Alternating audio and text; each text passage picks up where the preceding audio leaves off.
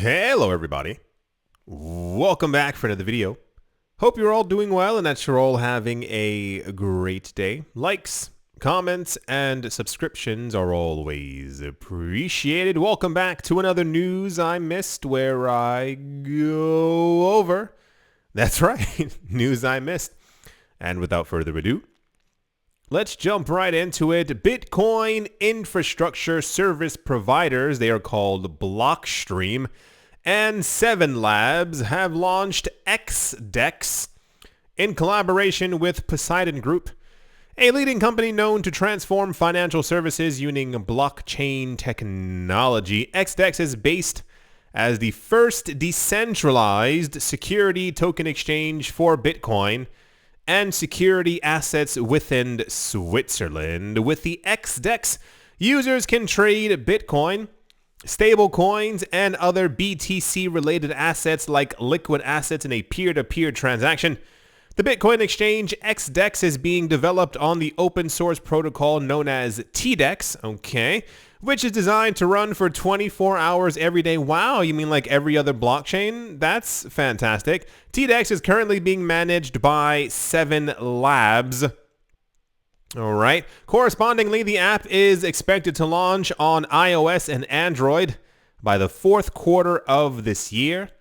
It says in the near future, a web-based version will be developed by the teams involved to include a wider variety of asset offerings. Once the Bitcoin exchange gets launched, users can do away with intermediaries in their trading transactions.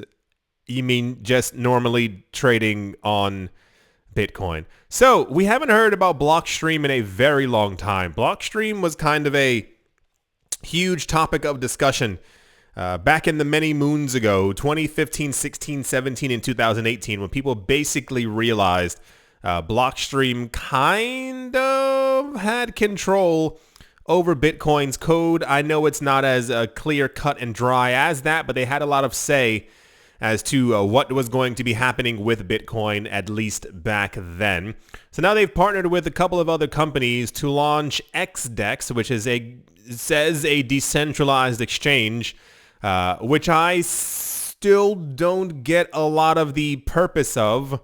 Especially, it says users can do away with intermediaries. If you trade Bitcoin to Bitcoin, there is no intermediary. You just simply give them your address, so that kind of works. But I guess it's more so for securities or things that would be considered securities within Switzerland. And I would wonder how that actually works out, because I assume the Swiss SEC is not the most relaxed place in the world. So I'm not sure how one would be able to transfer something through a decentralized exchange, which would then have no real record of transactions, if you will, to another person for something that's meant to be a security that is supposed to be registered and regulated within Switzerland. So I feel like we're not getting the entirety of the picture. This feels more like a Robin Hood-esque launch of something that is simply being called decentralized when it's still on your phone. And I also question, I have a lot of questions here. If this is a decentralized exchange and it's on iOS and Android and your money is on those apps, and at some point, if Apple or Google decides to take the app out of their web store, what happens to your money that was on your phone? I have a lot of questions here. Cool. This is another if you didn't notice, I don't really trust many decentralized exchanges. I never really have, because none of them have been properly decentralized, at least yet. Especially, never forget, a couple of months ago, we had tons of decentralized exchanges who were blocking users and who were giving user data to authorities when they were asked to do so. And it's like, how are you decentralized if you're just handing over information like that? So anyway, that's the Blockstream. 7 Labs and Poseidon are launching XDEX. We're probably not going to hear any more about this. You know how often we get news that big company name is launching something? It launches and like 24 people use it. Yeah. All right. Let's move on. Also in what? News? The Sandbox Metaverse and Renault Korea Motors, that is Renault, the car company, unveiled a partnership on Monday geared towards offering virtual automobile experiences, all right, by leveraging blockchain technology and Web3-based solutions. Renault Korea Motor is South Korea's local subsidiary of Renault SA, one of the world's biggest car makers based out of France. Renault now joins a growing list of automobile giants like Mercedes-Benz and BMW, leveraging Web3 solutions to operations like supply chain management and carbon emissions. And here's a tweet for it right there. Fantastic. Monday's announcement revealed that the partnership would build around offering new types of experiences that combine automobiles and digital assets in the sandbox. That is very confusing. This was said by the CEO. However, in the Medium blog post, they did not share further details on such plans because I assume they just don't have many right now. This is like the 5th car company that we've heard. It hasn't just been Mercedes-Benz and BMW. Those are simply the larger names who've announced that they're entering the metaverse and once again targeting exclusively the sandbox for their partnership. I would like to know why this is a thing. And I ask more so, I've said this about 7 times already. I feel like if I can get into a car and drive it in the real world, I think that's enough. In a place where there is no gravity or I can walk underwater, I feel like the last thing I would want to do is sit behind a virtual car that mimics the appearance of me driving in a physical car. I and many other people want to go to a metaverse where, you know, it's like, what was it? The rumor, this was a rumor that somebody was like, oh, H&M is making a store in the sandbox. And I was like, you want to go shopping and stand in a line in like, you want to go through clothing racks in the metaverse as well? Do you want to go on a boat on the metaverse? Or would you rather fly on your dragon? Okay. Anyway, so maybe they have something planned. What was the other? There was some other company who just made like a literal digital store in the metaverse where you can go inside and walk around. I feel like it's not the 1980s. You got to think a little bit further than that.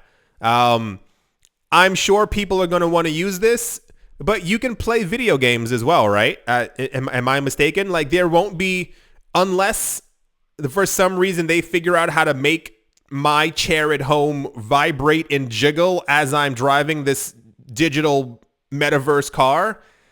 I feel like a PlayStation 4, PlayStation 5 game will probably do the trick. So yeah, that's another company announcing once again that they're getting into the metaverse. I wish them the best of luck because yeah, that wasn't English, by the way. Let's move on.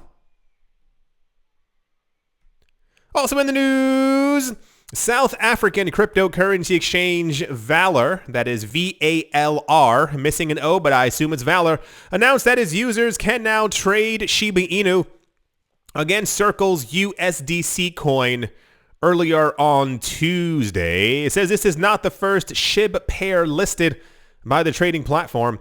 As reported by You Today, Valor allowed users to trade the SHIB token against the South African rand back in April. Fantastic.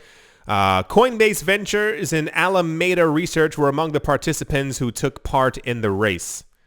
What race? What? Them adding Shiba Inu was part of the...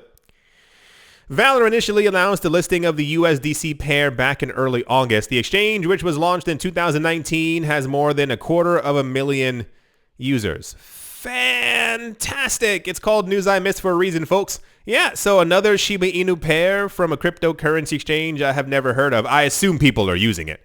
A lot of countries have become quite adamant in that they make sure that people can only trade or buy cryptos from exchanges within their borders, because we're still living in the 1920s and people have forgotten what the internet means. Anyway, cool. Very, very tame Shiba Inu day. We normally get like 9 kajillion coins of Shiba Inu were burned, and these 9 companies are joining the pack to burn more coins and Shiba Inu to $5 and all those other things. So wonderful. Glad to hear it's working out for them. Yeah. Let's move on.